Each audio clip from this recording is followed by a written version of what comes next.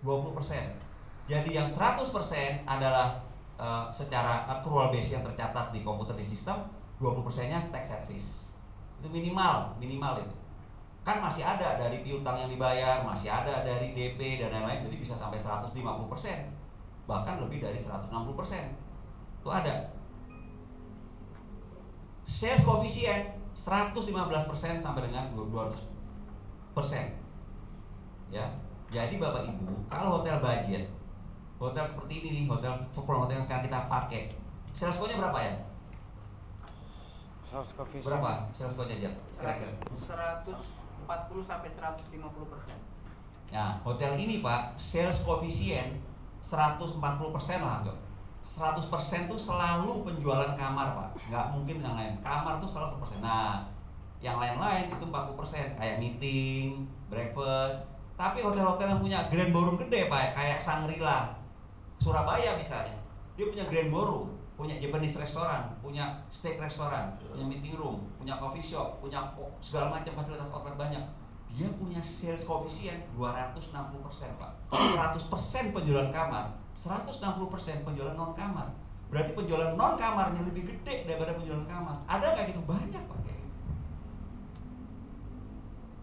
Gitu loh Pak. Bapak misalnya nih udah punya bisnis apa namanya itu? Satunya Atlas apa? Saya lupa. Kalau satunya Atlas Bu. Apa namanya? Holy Wing. Misalnya contoh aja. Bapak punya bisnis Holy Wing. Ya kan? Udah berjalan rame Holy Wing-nya, Bapak bikin kayak nanggung nih kalau saya nggak bikin hotel, bikin deh, bisa bikin hotel. Hanya 60 kamar, Pak. Revenue Holy Wing-nya adalah katakanlah sebulan 2M. Kamar cuma sebulan 500 juta. Nah, sales koefisiennya udah di atas 200%. Karena revenue dari Holy Wing-nya lebih dari satu kamar. Kira-kira gitu, Pak, gampangannya. Nah, jadi terus mana yang bagus?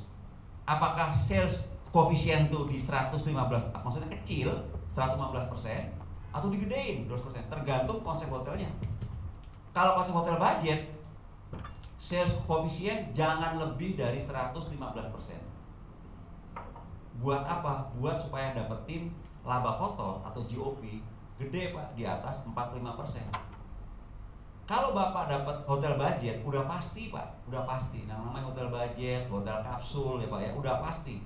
Dia punya laba kotor di atas 45%, pasti Pak, nggak mungkin nggak. Hotel budget pasti di atas itu. Kok bisa? Karena nggak ada biaya-biaya lain Pak, hotel budget. Nggak ada biaya kolam renang, ya kan? Nggak ada biaya restoran gede, nggak ada biaya Japanese restoran, nggak ada biaya spa, nggak ada biaya fitness, nggak ada biaya apa-apa. Makanya dia punya GOP pasti gede. Tapi dari berapa? GOP-nya atau laba kotor 45% dari revenue cuman misalnya se-M. Sedangkan tadi saya ceritain Shangri-La bintang 5 nih, dia nggak mungkin GOP-nya lebih dari 35%. Nggak mungkin, bintang 5 tuh nggak mungkin. Ritz-Carlton W pasti kecil-kecil GOP-nya. Tapi dari revenue tadi saya bilang W 46M sebulan.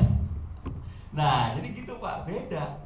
Jadi kalau bintang 5 mau labanya gede, pasti dia akan ngorbanin value, akan ngorbanin fasilitas, ngorbanin kenyamanan tamu, pasti Pak. Tapi kalau di hotel budget ya memang dia harus sengirit mungkin. Tapi dari nilai kecil. Tapi kalau tadi hotel bintang 5 dari nilai yang besar.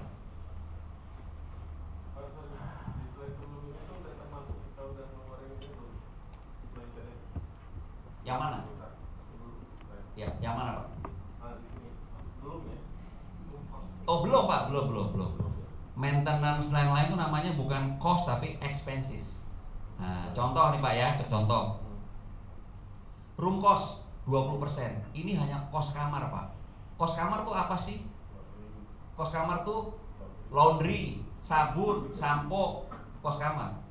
Expensesnya adalah kalau misalnya ada kerusakan di kamar, lampu putus, itu masuk expenses.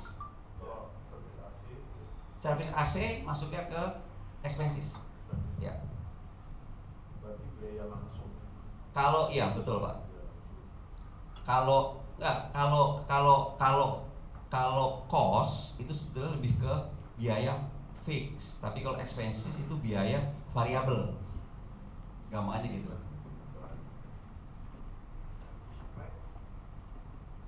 Ganti itu berarti masuk ke laundry, cost Pak itu, room cost ya.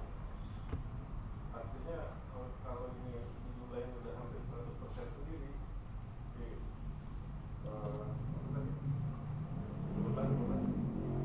Expenses sudah masih ada peluangan nggak tuh buat jaga dana? ini Pak. Jadi ini kan baru cost doang Pak. Nah ini kita lihat yang paling bawah nih Pak. Oh masih kotor ya? Iya Pak, rasionya keuntungan kotor masih 42-55%. Ini rasio yang baik. Hotel budget Pak, pasti di atas 45%. Pasti Pak, nggak mungkin nggak. Tapi kalau bicara bintang 5, pasti di bawah 38%. GOP-nya.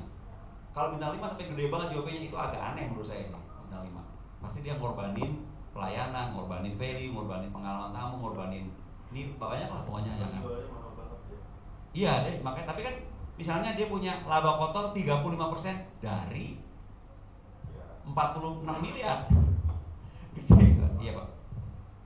COP yang paling ideal itu ya? Ya. Yang Pak Diki rekomendasikan itu apakah hotel budget, apakah glamping atau bintang 4 atau bintang 5? Menurut pengalaman Pak. Nah, ini. Kalau saya Pak ya, ini jujur. Saya menurut pengalaman saya yang paling seksi ini sekarang kita bicara. Iya, 2. Paling seksi adalah GOP, glamping sama villa. Paling seksi Pak, bisa sampai 50%. Karena biayanya kecil. Untungnya gede. Kan harganya mahal soalnya. Kalau saya sih itu, kalau saya lihat paling gede, paling seksi itu ada di glamping sama di villa. Itu paling, karena kalau glamping villa gede-gede Pak, dia punya masuk. Nah sekarang pasti income kemarin sudah,